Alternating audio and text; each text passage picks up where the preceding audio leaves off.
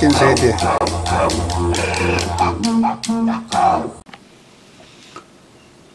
빼앗긴 세대 8편 식민지 정부 탄생.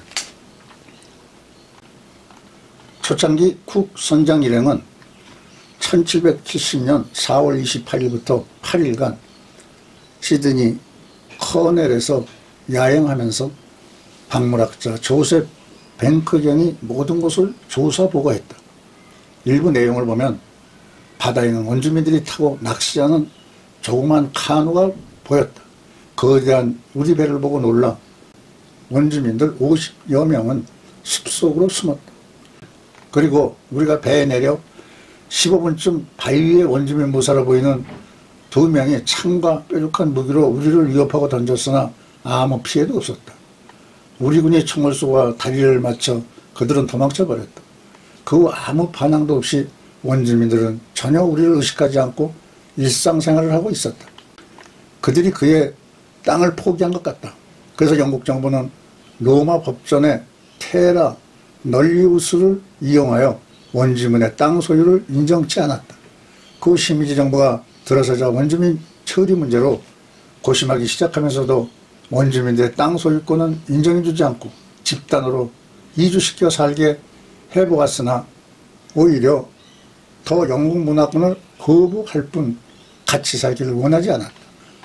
호주 정부가 들어선 이후 1900년에서 1970년대에는 원주민 동화 정책이라 하여 원주민들의 복지 및 호주 사회의 동화를 명목으로 원주민 자녀들을 자발적 또는 강제적으로 종교 및 사회복지시설에 수용시키거나 백인 가정의 입양 등을 통해 원주민 가정에서 유리시키는 정책이 이루어졌다.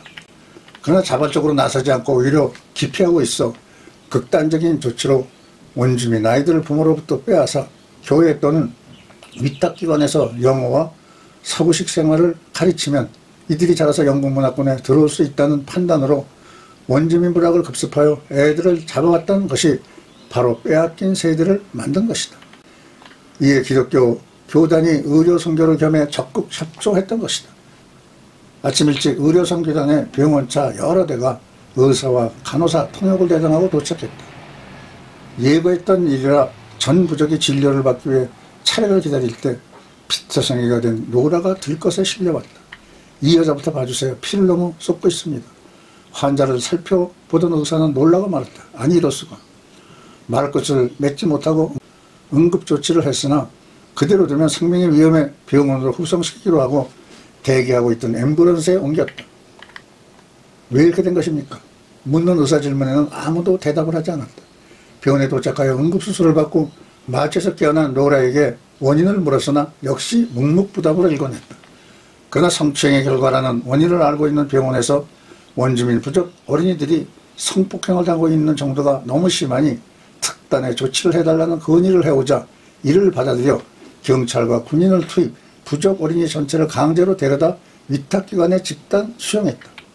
원주민 관습에 따른 부족민들의 어린이 성폭행은 태어나기 전부터 정해진 약혼자로부터 또는 노인들의 회춘을 위한 놀이개로도 쓰여졌으며 아내를 특별한 친구에게 빌려주는 일 등을 행하고 있었던 것이다. 발설을 할 수 없었던 것은 어길 경우 죽음이 기다리고 있었기 때문이다. 로라는 1년 전 부족 추장이 부족들 앞에서 살해당하는 장면을 보아서 약혼자에게 성폭행을 당했다는 사실을 말할 수 없었던 것이다. 추장 부인의 제목은 이웃 부족 추장의 성접대를 거절해서 자기 부족을 위태롭게 했다는 것이다.